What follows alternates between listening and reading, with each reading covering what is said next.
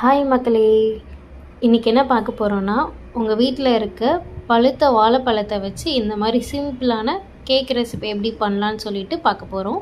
இதில் நான் egg use பண்ணல, அவன் இல்லாமல் எப்படி சிம்பிளாக வீட்டில் இருக்க இன்க்ரீடியண்ட்டை வச்சு எப்படி பண்ணலாம் அப்படிங்கிறத தான் பார்க்க போகிறோம்.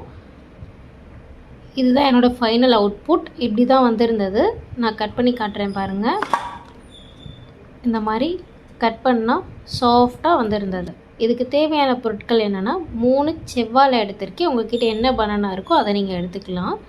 என்கிட்ட செவ்வாழை இருந்துச்சு, இதை நான் கட் பண்ணிக்கிட்டேன். கட் பண்ணி அதை மிக்ஸி ஜாரில் ஒன்று ஒன்றா சேர்த்துக்கிறேன். கொஞ்சம் கொஞ்சமாக சேர்த்துக்கலாமா? இந்த மாதிரி கொஞ்சம் கொஞ்சமாக எடுத்து ஜாரில் போட்டுக்கிறேன். நீங்கள் எந்த வாழைப்பழம் வேணாலும் சேர்த்துக்கலாம். எங்கள் வீட்டில் செவ்வாழை இருந்துச்சு, நீங்கள் பச்சைப்பழம் சேர்த்துக்கலாம், இல்லை மஞ்சப்பழம் கூட சேர்த்துக்கலாம். எல்லாத்தையும் சேர்த்துட்டு இதில் நெக்ஸ்ட்டு என்ன பண்ண போகிறோன்னா, 4 டேபிள் ஸ்பூன் நாட்டு சர்க்கரை சேர்க்க போகிறோம். 1 2 3 and 4 டேபிள் ஸ்பூன் சேர்த்துட்டு இதில் வெனிலா எசன்ஸ் சேர்க்க போகிறேன். ஒரு ஃபியூ ட்ராப்ஸ், ஒரு 5 to 6 ட்ராப்ஸ் அளவுக்கு வெனிலா எசன்ஸ் சேர்த்துருக்கேன். சேர்த்துட்டு இதை பிளெண்ட் பண்ணி எடுத்துக்கிட்டேன். பிளெண்ட் பண்ணதுக்கப்புறம் இந்த மாதிரி தான் ஒரு திக்கான ஒரு கன்சிஸ்டன்சி கிடைக்கும். நான் ஆல்ரெடி இந்த ட்ரை இன்க்ரீடியண்ட்டில் என்னென்ன இருக்குன்னா, கோதுமை மாவு, அப்புறம் கொஞ்சமாக கொக்கோ பவுடர், ஒரு 2 டேபிள் ஸ்பூன் கொக்கோ பவுடர் எடுத்திருக்கேன். அதில் கொஞ்சமாக பேக்கிங் பவுடர் மட்டும் சேர்த்துருக்கேன். அதோடு சேர்த்து இப்போ நம்ம பிளெண்ட் பண்ணி வச்சுருக்க அந்த மிக்சரையும் போட்டு மிக்ஸ் பண்ண போகிறோம்.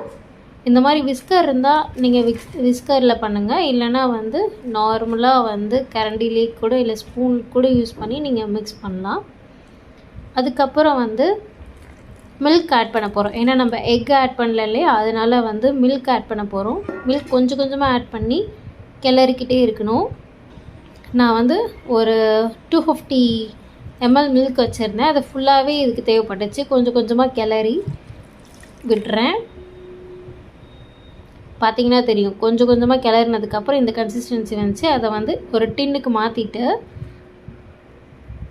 மேலே என்ன போடுறேன்னா, என்கிட்ட ஆல்மண்ட் இருந்தது, ஆல்மண்ட் பாதாம் இருக்கு இல்லையா, அது என்கிட்ட இருந்தது. அதை மிக்சியில் போட்டு ஒன்று பாதியாக அரைச்சி அதை மேலே இந்த மாதிரி தூவி விட்டுக்கலாம். அதுக்கப்புறம் என்கிட்ட சாக்கோ சிப்ஸ் இருந்தது. சாக்கோ சிப்ஸும் மேலே போட்டுக்கிறேன். இது எல்லாமே ஆப்ஷனல் தான். நம்ம மேலே என்ன